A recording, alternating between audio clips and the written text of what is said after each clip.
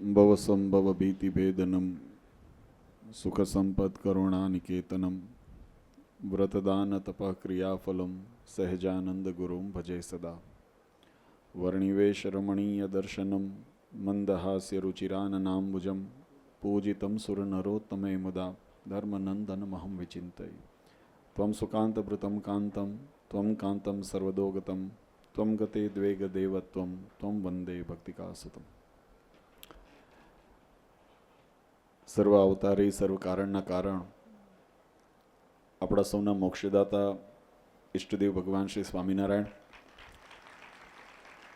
સ્વામિનારાયણ સંપ્રદાય દક્ષિણ વિભાગ અધિષ્ઠાતા દેવ વડતાલવાસી શ્રી લક્ષ્મીનારાયણ દેવ હરિકૃષ્ણ મહારાજ,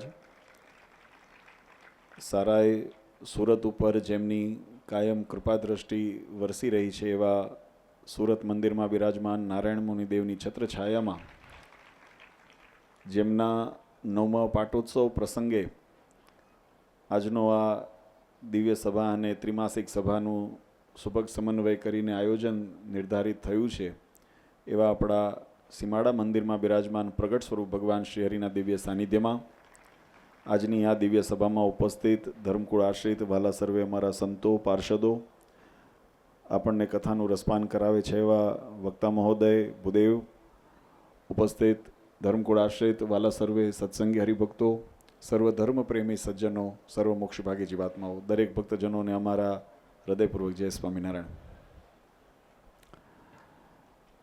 વાલા ભક્તો, ભગવાન શ્રી હરિની અસીમ કૃપાથી જીવનની અંદર જીવાત્માને જો કોઈ શ્રેષ્ઠ અથવા તો સર્વશ્રેષ્ઠ જેની કહેવાય કોઈ પ્રાપ્તિ થતી હોય તો એ જીવાત્માને માટે ભગવાનના સ્વરૂપની પ્રાપ્તિ, ભગવાનના સ્વરૂપની અંદર પ્રીતિ અને ભગવાનની ભક્તિ આ શ્રેષ્ઠમાં શ્રેષ્ઠ પ્રાપ્તિ શાસ્ત્રોએ બતાવી છે.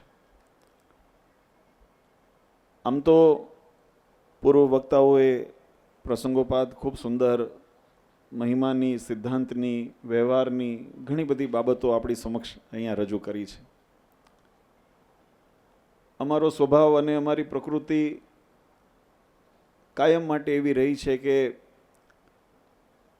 બને ત્યાં સુધી નાશવંત પદાર્થોનો મહિમા ગાવા કરતાં અવિનાશી એવા પુરુષોત્તમ પરમાત્માનો મહિમા ગાવો એ આપણા સૌ માટે હિતાવહ છે. પણ જેમ વચનામૃતની અંદર મહારાજે વાત લખી, જીવાત્મા માટે ઉત્તમના ઉત્તમ કોઈ માર્ગ હોય તો એ ધર્મ માર્ગ છે. ધર્મ માર્ગ નીતિ માર્ગ છે. અને એ ધર્મ માર્ગની અંદર પણ જીવાત્માને જ્યારે ધર્મ માર્ગ અનુસરવાનો સમય આવે, આચરવાનો સમય આવે, તો વચનામૃતની અંદર મહારાજ કે ઉપાસનાના ધર્મને શીખતા પહેલા આચરણના ધર્મને પરિપક્વ કરવા. આમ તો હેતુ આપણો ઉપાસનાને માટે છે. આ સંસારની અંદર દરેક પ્રત્યેક જીવાત્માને કેમ પરમધામની પ્રાપ્તિ થાય, ભગવાનના સાનિધ્યની પ્રાપ્તિ થાય, કેમ પરમાત્મામય જીવન બને, એ આપણો ધ્યેય છે, લક્ષ્ય છે. પણ એ લક્ષ્યની પ્રાપ્તિ કરવા માટે કયો માર્ગ એ સુલભ છે, કયો માર્ગ નિષ્કંટક છે, કયો માર્ગ પ્રમાણિત છે, એનો નિર્ધાર કરવો એ પરમ આવશ્યક છે. અને જો તમે સદમાર્ગ ઉપર તમે ચાલતા હો તો તમે તમારા સત્ય લક્ષ્ય સુધી તમે પહોંચી શકો. એટલે આ બંને વાતને વણવામાં આવતી હોય છે. ઘણા ઉપદેશ કરતા પરોપદેશે પાંડિત્યમ, જે પોતે માળા મૂકીને વહીવટને વ્યવહારમાં પડ્યા છે, આપણને ઉપદેશ આપે કે ભગવાનનું ભજન કરો. ઘર બાર તમે મૂક્યા હતા ભજન કરવા સારું, કાવા દાવા કરવાના તમે બંધ કરો. ખરું ખોટું? ઉપદેશ આપણને ઘર બાર એમને મૂક્યા હતા, પરિવાર એમને મૂક્યા હતા ભગવાનને ભજવા માટે, અને હવે આપણને ઉપદેશ કરે છે કે તમે ભગવાનનું ભજન કરો, આ બધો વહીવટ અમને કરવા દો. એમ તો બહુ સારી વાત છે, આપણે એ વિષયાંતર નથી થવું. પણ આજનો પ્રસંગ આપણા માટે બંને રીતે મહત્વનો છે. હું પુનઃ પાછી મારી વિષય ઉપર આવું કે આપણો ધ્યેય પરમાત્માની પ્રાપ્તિનો છે, ભગવાનને રાજી કરવાનો છે. અને જ્યારે પણ એ ભગવત માર્ગ ઉપર કોઈ જીવાત્મા અગ્રેસર થતો હોય, આગળ વધવા પાપા પગલી માંડતો હોય, ત્યારે ભગવાન સ્વામિનારાયણની આજ્ઞા પ્રમાણે તમારો માર્ગ કેમ નિષ્કંટક બને, તમારા માર્ગની અંદર આવતા અવરોધો કેમ દૂર થાય અને તમને તમારા માર્ગની અંદર પ્રોત્સાહિત કરીને તમને અગ્રેસર કરવાની જવાબદારી એ શ્રીજી મહારાજે આ આચાર્ય પદની અંદર અને કંઈક અંશે સંતોની અંદર મહારાજે આ મૂકેલી છે. જીવાત્મા મુમુક્ષુ છે. થોડી આધ્યાત્મિક વાતને જો સમજવા પ્રયત્ન કરીએ, સત્સંગી જીવન ગ્રંથની અંદર 4th પ્રકરણની અંદર મહારાજે દીક્ષા વિધાનના 5-6 પ્રકરણો મહારાજે વિધાન બતાવ્યા છે. એની અંદર દીક્ષા પ્રકરણનો પ્રારંભ કરતા પહેલા મહારાજે એ દીક્ષા પ્રકરણનો હેતુ બતાવ્યો છે કે જીવાત્માને દીક્ષિત શા માટે થવું જોઈએ. આપણે એમ કહીએ છીએ સંસારની અંદર, આમ તો ભાગવદ આદિ ગ્રંથની અંદર ગુરુનો મહિમા બતાવતા લખ્યું, જેને ગુરુ મંત્ર નથી લીધો, જેને ગુરુ નથી કર્યા. ભાગવતની અંદર પ્રસંગ આવે છે કે મહારાજ ભગવાન વિષ્ણુને ત્યાં નારદજી ગયા, ગુરુ નહોતા કર્યા, ત્યાં સુધી ભગવાને 1 ફૂટ એ સ્વર્ગની માટી ખોદાવી નાખી કે ગુરુ નથી કર્યા. પણ એ ગુરુનું દાયિત્વ અને મહત્વ શા માટે શાસ્ત્રોએ બતાવ્યું છે, તો એ વાતનો મર્મ જો આપણે સમજીએ તો સત્સંગી જીવન ગ્રંથની અંદર મહારાજે લખ્યું કે દીક્ષા શબ્દનો અર્થ જીવાત્માને સમજવો પરમ આવશ્યક છે. દીક્ષા કોને કહેવાય, તો કે દીક્ષા શબ્દનો વ્યાકરણની અંદર અર્થ છે, સત્સંગી જીવન ગ્રંથની અંદર એમ લખવામાં આવ્યો, દિયતે વિમલમ જ્ઞાનમ ક્ષીયતે કર્મ વાસના. જે જ્ઞાન દ્વારા જીવાત્માને કર્મ બંધનની મુક્તિ કરાવે, જે જ્ઞાન દ્વારા જીવાત્માને માયાની મતો તો વાસનાની મુક્તિ કરાવે, એ જ્ઞાનની પ્રાપ્તિ કરાવી તો મુક્તિ કરાવવાની સાથે સાથે બીજો એનો પાસ એ ગર્ભિત રીતે એની અંદર સમાયો છે. તમને એક છેડેથી તમને છૂટા કરવા તો રેઢા મૂકવાનો અર્થ નથી થતો. ઘણી વખત આપણે આરતીની અંદર પણ આ મહારાજશ્રી ઘણી વખત પ્રવચનની અંદર મુક્તાનંદ સ્વામીએ જે લખ્યું, પામર પતિત ઉદ્ધાર્યા, ઘણા એને ઉગાર્યા એવા શબ્દ કહે છે. ઘણી વખત વિવાદ થાય છે, પરંપરાથી ઉદ્ધાર્યા શબ્દનો પ્રયોગ આરતીની અંદર કરીએ છીએ એટલે ઘણા એનો અર્થ કરે છે. એટલે મહારાજશ્રી બહુ સુંદર, અમે વાત તમે સાંભળતા હતા, નરેન્દ્ર પ્રસાદજી મહારાજશ્રીના મુખે પણ સાંભળી, પૂજ્ય અજેન્દ્ર પ્રસાદજી મહારાજશ્રીએ પણ ઘણી વખત હરિભક્તોને સમજાવ્યા હતા. ઉગાર્યા અને ઉદ્ધાર્યા આમ જો તો પર્યાયી દેખાય છે, આમ એક જ શબ્દના બંને પર્યાયી દેખાય છે કે શું ફેર પડે છે, ઉગાર્યા શબ્દ હોય કે ઉદ્ધાર્યા શબ્દ હોય. પણ જો એની અંદર તમે સૂક્ષ્મ દ્રષ્ટિથી વિચાર કરીએ, વિવેક દ્રષ્ટિથી અંદર વિચાર કરીએ, તો બંને શબ્દનો જો હેતુ એક હોય તો એક જ શબ્દ કેમ ન રહ્યો, કેમ 2 શબ્દ બનાવવા પડ્યા? તો ક્યાંક એની પાછળનો મર્મ રહેલો છે. બંને શબ્દ જ્યારે નિર્માણ કર્યા, વ્યાકરણ કરતા હોય, ભાષા કરતા હોય, તો એક શબ્દ જો અસ્તિત્વમાં હતો તેને બીજા શબ્દથી શા માટે સંબોધવામાં આવે? આજે ગરમ હતું તો ગરમ શબ્દ બધાને માટે ઉપયોગી થઈ જતું હોત તો ગરમ શબ્દ એક જ રહેત. પણ વ્યાકરણ કરતા હોય, ભાષા કરતા હોય, એની અંદર અલગ અલગ એના ભાવ પ્રગટ કર્યા. ગરમ તો કહેવાય, પણ ઊનું કહેવાય, ધગધગતું કહેવાય, તપતું કહેવાય, આ બધા અલગ અલગ શબ્દ આવ્યા ને, આ બધા ગરમની વ્યાખ્યામાં જ આવે છે. પણ દરેકની પાછળનો ભાવ પ્રગટ કરવા માટે કે કોની ઉષ્ણતા કેટલી છે, એ રીતે એની ગંભીરતા એને બતાવવા માટે એ અલગ શબ્દની નિર્મિતિ થઈને અલગ શબ્દનો પ્રયોગ થયો. કોઈ કદાચ એકના બદલે બીજો શબ્દ વાપરે તો અયોગ્ય ન કહેવાય, પણ યથાર્થ તો ત્યારે જ કહેવાય કે જે ઉપયુક્ત શબ્દનો પ્રયોગ થયો. એટલે મુક્તાનંદ સ્વામીએ આરતીની અંદર લખ્યું, પામર પતિત ઉદ્ધાર્યા. આ શબ્દની પાછળનો હેતુ છે. એટલે મહારાજ શ્રી લૌકિક દ્રષ્ટાંત આપીને સમજાવે, કોઈ માણસ ડૂબતું હોય અને ડૂબતું હોય ત્યારે એ માણસને તમે ડૂબતા બચાવો, એટલે આપણે એને કહીએ કે એને ડૂબતા ઉગારી લીધા. કોઈ માણસ ડૂબતું હોય પણ ડૂબતા એને ઉગારી લીધા, પણ પછી હમણાં જેમ અમારે પ્રવીણભાઈ વાત કરી, પૂરના વાતાવરણમાં જ્યારે સર્જાણું, તો પૂરના વાતાવરણની અંદર કોઈ માનો ભગવાન ન કરે પણ તણાતું હોય અને એની અંદરથી તમે કોઈને બચાવી લો તો એને ઉગાર્યા કહેવાય, તમે એને બચાવ્યા કહેવાય. પણ બચાવીને કિનારે મૂકો, હવે એની ઘર વખરી તણાઈ ગઈ છે, એનો પરિવારમાંથી કોઈ રહ્યું નથી, નાનું બાળક હોય તો એને કોઈ માથે આશરો નથી, હવે એને ઉગાર્યા પછી શું? બચાવ્યો તો ખરો, પણ બચાવ્યા પછી તમને નિરાધાર નથી મૂક્યા, તમને ઠેકાણે સુધી પહોંચાડ્યા, એટલે એને કહેવાય ઉદ્ધાર્યા. એનો ઉદ્ધાર કરી દીધો, એનો ન્યાલ કરી દીધા. એનું સંપૂર્ણ રીતે જવાબદારી યોગક્ષેમમ મહામ્યમ, જેમ ગીતાની અંદર ભગવાને કીધું કે યોગ અને ક્ષેમનું વહન કરી એને ભવસાગર પાર ઉતારી દીધા.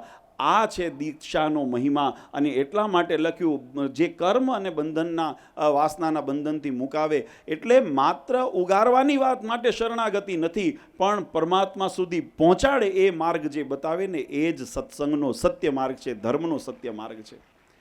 અને એની પ્રાપ્તિ કરાવવા માટે મહારાજે જે સ્તંભ બનાવ્યા, એ સ્તંભની અંદર મહારાજે એની એ જવાબદારી મૂકી કે એના આશ્રયની અંદર જ્યારે જીવાત્મા કોઈ આવે, એટલે સત્સંગી જીવન ગ્રંથની અંદર દીક્ષા પ્રકરણની અંદર મહારાજે લખ્યું કે કોઈ મુમુક્ષુ તો એનો પહેલો શબ્દ લખ્યો કે અંકુર જીવનની અંદર જીવાત્માને અંતરથી નિર્માણ થવો જોઈએ કે મારે હવે મોક્ષ મેળવવો છે.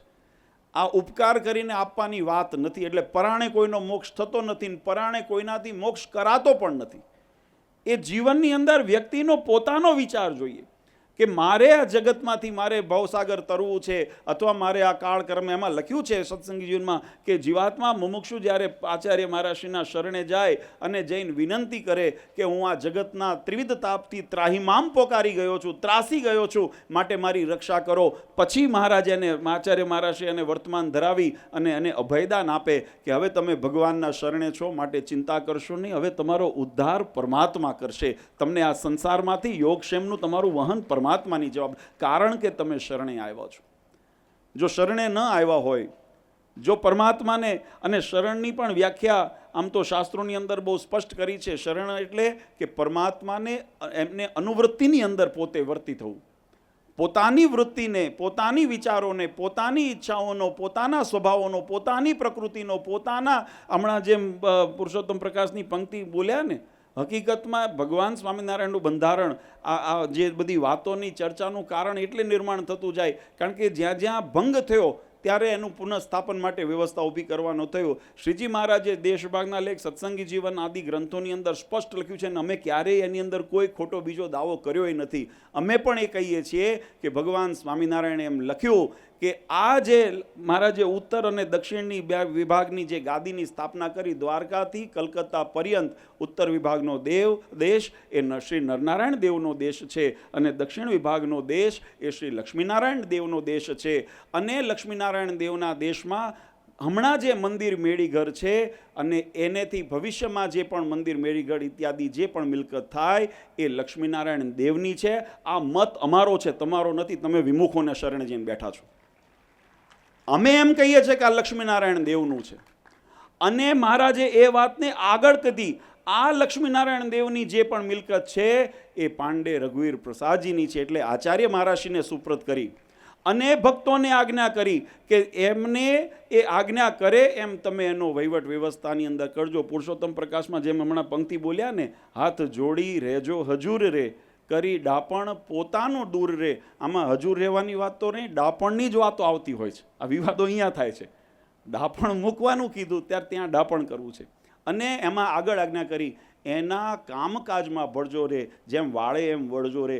કહેવાની પાછળનો કે આ જવાબદારી શ્રીજી મહારાજે જ્યાં સ્થાપી છે ત્યાં ન રહેવા દેતા. જ્યારે પોતાની મનસ્વી રીતે તમે કરો, એટલે માત્ર વહીવટી વ્યવસ્થાનું તંત્ર ખોરવો છે એવું નથી. તમે આધ્યાત્મિક ચેતનાની જે પરંપરા છે, મોક્ષની પરંપરાની અંદર તમે ખેલવાડ કરીને અને સંપ્રદાયને ગુમરાહ કરીને મોક્ષના પરંપરાઓમાં, અને એટલા માટે વિમુખોના શરણે થવું પડે. અને આ વાત કહેતા અમને જરાય શંકાને સ્થાન નથી, અમને જરાય એમાં એ નથી કે જેને ભગવાને કીધું જેનો પરછાયો ન લેવો, એની સલાહથી તમારા મંદિરોના વહીવટ કરતા હો, અને તમે એના શરણે ને એના જઈને તમે જો કહેતા હો તો તમને સ્વામિનારાયણનો કહેવડાવવાનો અધિકાર જ નથી.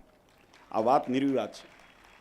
સ્વામિનારાયણના એને જેને થવું હોય, સ્વામિનારાયણના કેવડાવવું હોય, એને ભગવાનની આજ્ઞા પ્રમાણે આ જે સિદ્ધાંતો જે છે, આ જે મોક્ષની પરંપરા છે, એનું પોષણ કરવા માટે એને બળ મળે. અને અમારી ચિંતા તો મેં કીધું, મહારાજ ઘણી વખત સભામાં કહીએ છીએ, અમારે મોક્ષ કરવા નીકળવાનું નથી. જેને જોઈએ છે ને મોક્ષ માગવા આવવાનું છે.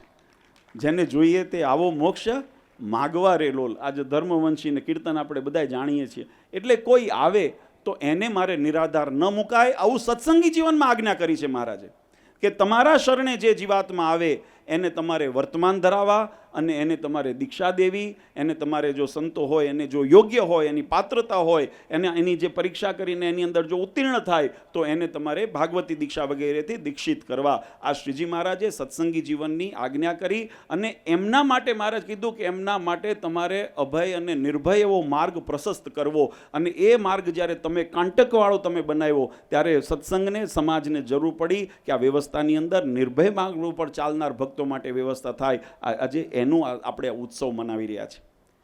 સીમાડા મંદિર એ ભગવાન સ્વામિનારાયણનું સિદ્ધાંતનું મંદિર છે. શ્રીજીનગર મંદિર આપણા જે આપણી સાથે સંકલન થઈને ભગવાનની આજ્ઞા, કારણ કે પહેલા બંધારણની કલમમાં જ આપણે મૂકીએ છીએ કે ભગવાનની આજ્ઞા પ્રમાણે અને મંદિરની અંદર વ્યવસ્થાના ભાગરૂપે સેવાનું કાર્ય કરવાનું હોય. મંદિરનો વહીવટ એ ગૌણ છે, પણ મંદિરમાં ભગવાનના સિદ્ધાંતોનું પોષણ થાય, ભક્તિ ઉપાસનાનું પોષણ થાય, એ પ્રધાનપણે રહેતું હોય તો જ અમે મંદિરની આજ્ઞા આપતા હોઈએ. અને ભક્તોએ જ્યારે સ્વીકાર્યું, જ્યારે અમારે આંબરડીવાળા વલ્લભભાઈ જ્યારે અમને ઘણા વખત પહેલાં પધરામણી ગયા હતા ત્યારે અમને કીધું કે બાપુજી મારી એક એવી ઈચ્છા છે, અમારી જગ્યા છે ને એની અંદર કોઈ જો આવું સત્કાર્ય થાય. અમે પહેલાં કીધું કે જો વલ્લભભાઈ તમારે કરવું હોય પ્રેમથી એની અંદર આપણે આયોજન કરશું, પણ ભગવાનની આજ્ઞા પ્રમાણે રહીને કરવાનું હોય તો અગ્રેસર થજો. અને એમને ત્યારે કીધું ને આજે ગૌરવ સાથે કહેવું પડે કે ઘણાએ બિચારીને અંદર વચ્ચે રમતો રમાણી બધું એની અંદર થયું બખડજંતર, પણ એમને પોતાની નિષ્ઠા એ દ્રઢ રાખી અને અંતે ભગવાનની આજ્ઞા પ્રમાણે રહ્યા. આજે એનો 9મો વાર્ષિક પાટોત્સવ આપણે ઉજવીએ છીએ. એટલે સુરતની અંદર આપણા માટે ખરેખર અલગ અલગ સ્થાનોની અંદર ભક્તોને પોષણ થાય. આજનો ઉત્સવ એ પાટોત્સવનો ઉત્સવને સાથે સાથે ત્રિમાસિક સભા, વધારે સમય નથી લેવો કારણ કે સંતોએ પણ ઘણી માર્મિક વાતો કરી છે અને અમે પણ એની અંદર તમને બધાને એ જ વસ્તુ આશ્વાસનના રૂપમાં કહેતા હો કે સ્પષ્ટ એની અંદર ભગવાનની આજ્ઞા પ્રમાણે જે સિદ્ધાંત સ્થાપિત થયો છે એને અનુરૂપ થઈને કાર્ય કરવાનો જ્યારે આપણે આગ્રહ રાખતા હોઈએ. આ વાતને સમજવી એટલા માટે જરૂર છે, જો કોઈ પણ કાર્યનો વિષય જ્ઞાન ન હોય ને, સમજણ ન હોય ને, ત્યારે ગુમરાહ થવાનો અથવા તો કન્ફ્યુઝન થાય. તમને એક વચનામૃતની વાત કરીને મારી વાત પૂરી કરું. મહારાજે એક વખત વચનામૃતની અંદર મહારાજે પ્રશ્ન પૂછ્યો કે આ જગત આખું આ માયાને નગુણી કહે છે, માયાનો ખંડન કરે છે, તો માયામાં કંઈક હારપે છે કે બધું ખોટું જ છે? વચનામૃતમાં મહારાજે પૂછ્યું અને બધાય તમે જુઓ જગતમાં માયાનું ખંડન જ થતું હોય છે. એટલે મહારાજે પ્રશ્ન કર્યો કે માયા જે છે એની અંદર કંઈ હારપ પણ છે કે બધું ભૂંડું જ છે એમાં માયામાં? સંતોએ કીધું મારે માયા તો અમને હંમેશા દુઃખદાયી જ થઈ છે, માયાએ કોઈ દિવસ સુખ આપ્યું હોય એવું બન્યું નથી. ત્યારે મહારાજે શંકા કરી. મહારાજે બહુ સુંદર વિસ્તારથી વાત વચનામૃતની અંદર લખી છે, પણ હું સંક્ષિપ્તમાં વાત સમજાવું. મહારાજે શંકા કરી. મહારાજ કહે કે માયાના 3 જે ગુણ છે, રજ, સત અને તમ, એમાં જે સત્વ ગુણ છે એ તો સત્ય યદ બ્રહ્મ દર્શનમ, એમ શાસ્ત્ર એમ કહે છે, ભાગવત આદિ એમ પુરાણની અંદર એમ લખ્યું છે કે સત્વ ગુણ છે એની અંદર તો વિવેક છે, મર્યાદા છે, જ્ઞાન છે, દયા છે, ભાવ છે, આ બધા એની અંદર એના ગુણો રહેલા છે અને એ ભગવત પ્રાપ્તિ માટે ઉપયોગી થાય છે. તો તમે માયાને નગુણી કેમ કહી શકો? માયામાં કોઈ ગુણ નથી એમ તમે કેમ કહી શકો? અને બીજું મહારાજ કે ગીતાજીની અંદર, ભાગવતજીની અંદર આ વાત લખી, મહારાજે વચનામૃતની અંદર આ વાત લીધી કે માયાના, ભગવાન પોતે એમ કહે છે કે આ માયાના જે ગુણ છે એના વિદ્યા જે છે ને એની અંદર 2 પ્રકારની છે, એક વિદ્યા, એક સદવિદ્યા અને અવિદ્યા. તો જે સદવિદ્યા છે એના પછી કીધું સદવિદ્યા છે એ મોક્ષ પાવનારી છે, અવિદ્યા જે છે એ બંધન કરનારી છે. એટલે વિદ્યાનો મહિમા તો રહેલો છે ને એ માયાની નિર્મિતિ છે. તો જેના દ્વારા મોક્ષની પ્રાપ્તિ થાય એને તમે બંધન, એને તમે ગુણહીન કેમ કહી શકો? પછી મહારાજે જેનો બહુ સ્વયં એનો ઉત્તર કર્યો કે જે સત્ય જ્ઞાન છે એને જો સત્ય રૂપમાં જો સમજીએ, સાચા અર્થમાં જે સાચું જ્ઞાન છે એને જો સમજીએ તો એ મોક્ષપદને અપાવનારી થાય. અને જો પોતાની અજ્ઞાનતાને જો પ્રમાણ માનીને, કારણ કે જ્ઞાન તો બંને થયું છે, સત્યનું પણ જ્ઞાન થયું છે ને અસત્યનું. અત્યારે આ બધી સોશિયલ મીડિયાની અંદર તમને બધું સાચું ખોટું ઘણું બધું સાંભળવા મળતું હોય, પણ તમે જ્યાં સુધી સત્ય અસત્યની પરીક્ષા ન કરી શકો અને સત્ય અસત્યને સમજી ન શકો અને પછી તમે એમ માની લો કે આ મારા માટે સુલભ માર્ગ છે, મારા માટે સારો માર્ગ છે, આખું જગત એ માર્ગે ચાલે છે એટલે હું એ ગાડરિયા પ્રવાહમાં ચાલી જાઉં, આવી રીતે જો આપણે એની પાછળ આપણે પ્રવાહની અંદર રહીએ. સવારે મંદિરની અંદર પણ અમે વાત કરી હતી, 2 પ્રકારે સત્સંગીઓ અત્યારે સમાજમાં વર્તે છે. સત્સંગમાંની બધી જગ્યાએ પણ 2 પ્રકારના મનુષ્ય અત્યારે જોવા મળે છે. એક જે મહાત્માને સમજણ સહિત સમજીને કાર્ય કરે છે અને એ ગાડેરિયા પ્રવાહની અંદર સમાજ વહેતો હોય એમ વહેતા હોય તો મહારાજે બંનેનો યોગ બતાવ્યો. જેમ મહારાજે નિશ્ચયના સ્વરૂપ બતાવ્યા ને, ઉત્તમ, મધ્યમ, કનિષ્ઠ, સવિકલ્પ અને નિર્વિકલ્પ, એની અંદર મહારાજે નિશ્ચયની પરિભાષા બતાવી, એમ સમજણની પણ પરિભાષા બતાવી, એમ ભક્તની પણ પરિભાષા બતાવી, ભક્તિની પણ પરિભાષા બતાવી. આ દરેક વિવેચનો ભગવાને વચનામૃત આદિ ગ્રંથોની અંદર બહુ વિસ્તારથી વર્ણન કરેલા છે. કોઈ વખત અવકાશ હશે તો આપણે એનું પણ પાછું વિવેચન લઈશું. પણ અત્યારે કહેવાનો ભાવ એટલો છે કે માત્ર ગાડરિયા પ્રવાહમાં ધસીને આપણે જો એની સાથે જઈશું તો ભીડામાં રહીશું ખરા, પણ ક્યાં પહોંચવું એનું ઠેકાણું નથી. કારણ કે મહદ અંશે લોકો ઢાળમાં દોડવા જ ઈચ્છતા હોય, અને ઢાળ ક્યાં જાય હું કાયમ કહું છું, નીચે ઉતારે, ઉપર ચડાવે નહીં. એના માટે તો ઉર્ધ્વ ગતિ તરફ ચડવું ચડે. અહીંયા દોડાય નહીં, અહીંયા તો હાંફાય. હાંફીને જતા હોઈએ ને તો માનજો ઢાળ ચડો છો. બાકી સરળતાથી જતા હોય ને તો આપણે ઢાળમાં જઈએ છીએ, ઢાળ ક્યાં લઈ જાય. અને એમાંય ઘણી વખત જો આપણે નાનપણમાં આપણે બધાએ અનુભવ કર્યા હશે, જ્યારે ઢાળમાં દોડતા હોઈએ ને પછી ઊભું રહેવું હોય ને તો ઊભું રહેવાતું, એવો અનુભવ થયો છે કે નહીં? કેટલાને થયો? હાથ ઊંચો કરવો જોઈએ. એટલે બધાય પડ્યા છે. લો, એ ઊભું રહેવાતું નથી, કારણ કે ત્યાં સુધી વેગ એટલો પકડાઈ ગયો હોય. અને એટલા માટે સાવધાની. માવતરની જવાબદારી શું છે? માવતરની જવાબદારી શું છે કે બાળક બેફામ થઈને જો દોડતું હોય તો માવતર એનો હાથ ઝાલીને એને રોકે, બેટા ધીમો પડ. તમને ધક્કો મારે એ માવતર ન કહેવાય. એમ ગુરુનું કામ પણ એ છે કે તમને અવળા માર્ગે ધક્કો મારે એ ગુરુ ન કહેવાય, એ સાધુ ન કહેવાય, એ સત્સંગી ન કહેવાય. કે તમને અવળા માર્ગે ધક્કો મારે છે, તમને રોકે, પાછા વાળે અને ઉર્ધ્વ ગતિ તરફ, ભગવાન તરફ તમને લઈ જાય, ભગવાનની આજ્ઞાનું પાલન કરાવે. એ જ સાચા ગુરુ, એ જ સાચા સાધુ, એ જ સાચા સત્સંગી.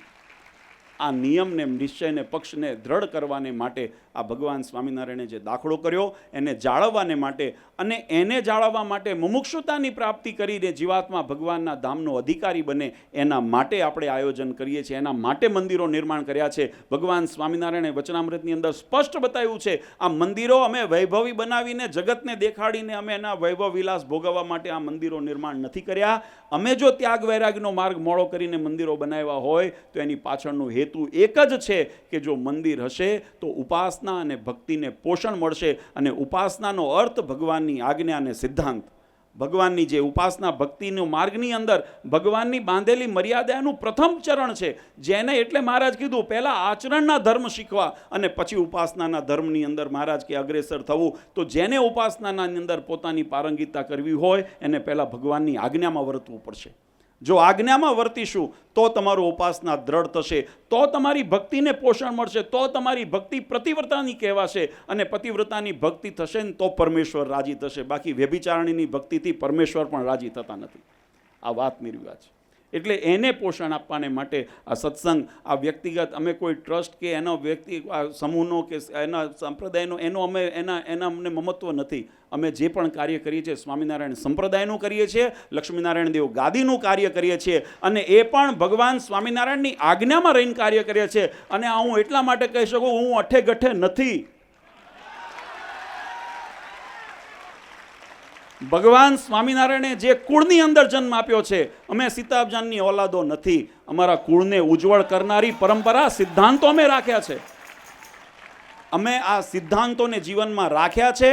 અમે સહન કરીને પણ ભગવાનની આજ્ઞાના માર્ગ ઉપર અમારા વડવાઓ ચાલ્યા છે. પરમ પૂજ્ય આચાર્ય મારા શ્રી 20 વર્ષથી આજે ઝેરના ઘૂંટડા પીને પણ એ ભગવાન સ્વામિનારાયણના સિદ્ધાંતને વળગીને રહ્યા છે. વિમુખોના શરણે થયા નથી. આ એનું ગૌરવ છે ને એટલે અમે કહીએ છીએ કે આ સત્ય સિદ્ધાંત છે.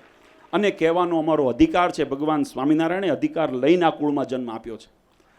ભગવાન સ્વામિનારાયણની આજ્ઞા પ્રમાણે પરમ પૂજ્ય આચાર્ય શ્રી નરેન્દ્ર પ્રસાદજી મહારાજશ્રીએ એ લક્ષ્મીનારાયણ દેવ હરિકૃષ્ણ મહારાજને જો તમે સાક્ષાત માનતો, એના સાનિધ્યની અંદર, એના સભા મંડળની અંદર દેશ વિભાગના લેખને સત્સંગી જીવનના અધિકારથી જ્યારે અજેન્દ્ર પ્રસાદજી મહારાજશ્રીને આરૂઢ કર્યા, ત્યારે મહારાજે જે આજ્ઞા કરી છે એનું પાલન હાથ જોડી રહેજો હજુરે કરી ડાપણ પોતાનું. અમે તો એ પરંપરાને, સિદ્ધાંતને વળગીને રહ્યા છીએ, અને એને જે વળગીને રહ્યા છે ને એ જ સત્ય સત્સંગી ગણાશે, એ જ ભગવાનનો આશ્રિત ગણાશે.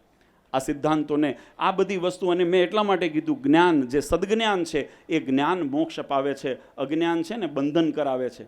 આ જગતનું બંધન, માયાનું બંધન, પાપ કર્મનું બંધન આ જીવાત્માને મુક્ત નહીં થવા દે. અને અમારું દાયિત્વ છે તમને મુક્ત કરવાનું. કર્મ બંધન મુક્ત થાય, જેને દિયતે વિમલમ જ્ઞાનમ ક્ષીયતે કર્મ વાસના. કર્મ અને વાસના બંધન, માયાના બંધનથી મુક્ત કરાવી ભગવાન સુધી પહોંચાડવા માટે તમને નિર્લેપ કરવાનું કાર્ય એ સત્સંગમાં કરવું છે ને એટલા માટે ભગવાનની આજ્ઞા પ્રમાણે કરીએ છીએ. અને આજે અમને ગૌરવ છે કે આજ વિશાળ સમુદાય સત્સંગની અંદર આજે આટલા બધા 20-20 વર્ષના વિવાદોના, સંઘર્ષોના જે કપડા સમયની અંદર પણ જેને નિયમ નિશ્ચય પક્ષની દ્રઢતા રાખી છે ને એવા તમામ, સુરત તો એક એનું બધાનું ચહેરો છે, પણ આપણે ગરડા દેશ હોય, જુનાગઢ દેશ હોય, ધોલેરા દેશ હોય, વડતાલ દેશ હોય, આ તમામ દેશની અંદર જે ભક્તો અત્યારે વસે છે, જેના પ્રતિનિધિઓ અહીંયા આગળ દરેક ગામના અહીંયા લગભગ છે, આ બધાનો સૂર અહીંયા પણ એ છે ને દેશમાં પણ એવો છે. એ નિષ્ઠાવાળા હરિભક્તોને ખૂબ ખૂબ અભિનંદન આપીએ છીએ.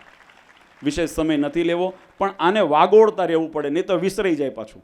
આ દર ત્રિમાસિક સભાનું આયોજન, જેમ યુવાનોએ વાત કરી કે આ ત્રિમાસિક સભાનું આયોજન સંકલન એટલા માટે જ કર્યું કે આપણને વળી પાછી કંઈક જો જગતની રજ ચડી હોય તો આ માસિક સભામાં આવો, અહીંયા ખંચેરી જાય, વળી પાછી આપણી સમજણને તાજી કરીએ, મજબૂત કરીએ અને આપણે આપણા માર્ગ ઉપર અગ્રેસર થઈએ. એના માટે આવી સભાનું આયોજન થતું હોય. સીમાડા મંદિરનો 9મો પાટોત્સવ એ આપણા માટે ખરેખર એક નિમિત્ત માત્ર હતો કે એ નિમિત્તને માધ્યમે કરીને 5 દિવસ ભક્તોએ તો ત્યાં કથા વાર્તાનો અમારે ભૂદેવે ખૂબ સુંદર, કારણ કે થોડું આયોજન લેટ અમારી પાસે આવ્યું કે બાપુજી હવે તાત્કાલિક તો બધાને ભેગું ગોઠવવું અઘરું પડતું હતું, પણ છતાંય ભગવાનની ઈચ્છા હતી, ભગવાન ઘનશ્યામ મહારાજનો રાજીપો હતો અને આપણે સુંદર આયોજન થયું. સવારે અમે આવ્યા મંદિરે, અન્નકોટની આરતી, યજ્ઞ વગેરે સુંદર દર્શન કર્યા. આમ મનની અંદર આનંદ થઈ ગયો. અને હું કાયમ બધા જે આ ટ્રસ્ટીઓ જે નિવૃત્ત થયા છે, નવા નિમાણા છે, બધાને ભલામણ કરું છું, આવો આનંદનો માહોલ કાયમ રાખજો. આ મંદિર એ ભક્તોને માટે ઉપાસના અને શાંતિનું કેન્દ્ર છે. આ મંદિરની અંદર આપણને કોઈ આવે અનાયાસે કોઈ એક વટેમાર્ગુ પણ જો રોડ ઉપરથી પસાર થતો હોય અને મંદિરની ઉપર એની ઝલક જાય, મંદિરની ઉપર દ્રષ્ટિ કરે અને એને એનો દિવ્ય ભાવ જો એને જણાય તો માનજો કે આપણી કરેલી સેવા સાર્થક થઈ.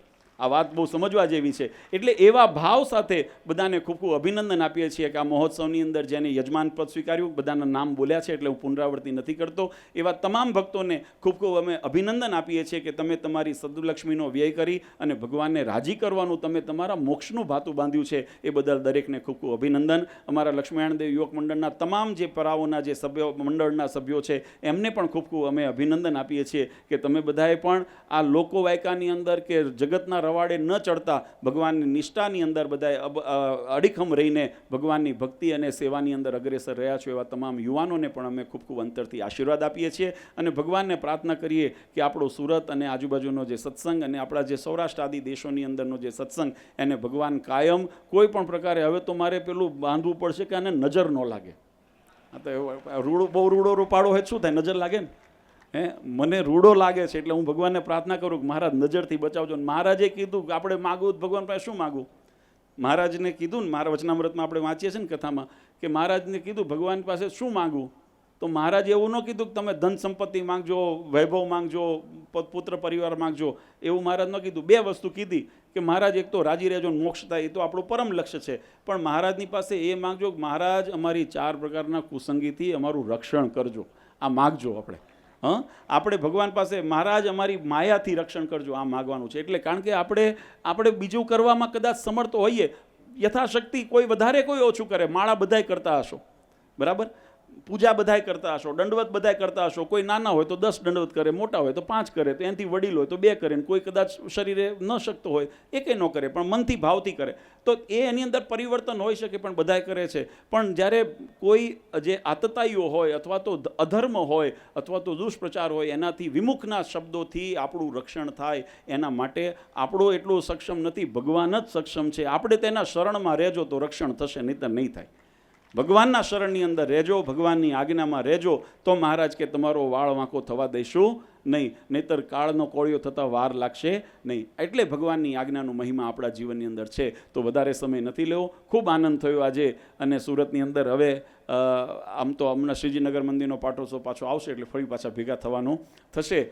અને આવતા વર્ષે આ વખતે શ્રીજીનગર અત્યારે જાહેરાત કરી દઉં એટલે કોઈ કન્ફ્યુઝન ન થાય. અમે આપણે વારા કરેલા છે. સવારે મંદિરમાં પણ કીધું હતું કે એક વર્ષે મોટું આયોજન સીમાડા મંદિર કરે તો બીજા વર્ષે મોટું આયોજન શ્રીજીનગર મંદિર કરે. ત્યારે આપણે આવતા વર્ષનો પાછો શ્રીજીનગરનો ધામધૂમથી ઉત્સવ ઉજવશું. ત્યારે વળી પાછા બધા આવા સત્સંગના. પણ ત્યાં સુધી બધા ભક્તોને ખાસ ભલામણ, યુવા સભાની અંદર તમામ યુવાનોએ અવશ્ય આવવાનો નિયમ રાખજો. મંદિરે દરેક જવાનો નિયમ રાખજો. મંદિરે બને ત્યાં સુધી સેવાપરાયણ થવાનો ધર્મ રાખજો. એની અંદર ભગવાન રાજી થાય એવી રીતે વાણી, વર્તન, ક્રિયા કરવાનો બધા નિયમ રાખજો. અને વિશેષ બાળકોને પણ સંસ્કારનું સિંચન થાય એટલે આપણા બાળ મંડળની અંદર પણ બધા જોડજો. અને આપણે જેમ પ્રવીણભાઈએ વાત કરી કે આ સંસ્થાના માધ્યમથી ભગવાનની આજ્ઞાને બળ મળે ને પોષણ મળે એ રીતે આપણે સત્સંગના વિકાસના અને માનવ સેવાના કાર્ય થાય છે. તો એની અંદર પણ બધા તન મન ધનથી સહયોગ આપી સેવા જોડીને સત્સંગનો હાથ મજબૂત કરજો, ભગવાનની આજ્ઞાને મજબૂત કરજો એવી દરેકને અંતરથી ભલામણ કરી પરમ પૂજ્ય સનાતન ધર્મ ધુરંધર આચાર્ય શ્રી અજેન્દ્ર પ્રસાદજી મહારાજ, અશોક ગાદીવાળા પૂજ્ય માતુશ્રી અને અમારા સમસ્ત ધર્મકળુ પરિવાર વતી આપ સૌને અંતરના આશીર્વાદ આપી મારી વાણીને વિરામ આપું. સહેજાનંદ સ્વામી મહારાજ.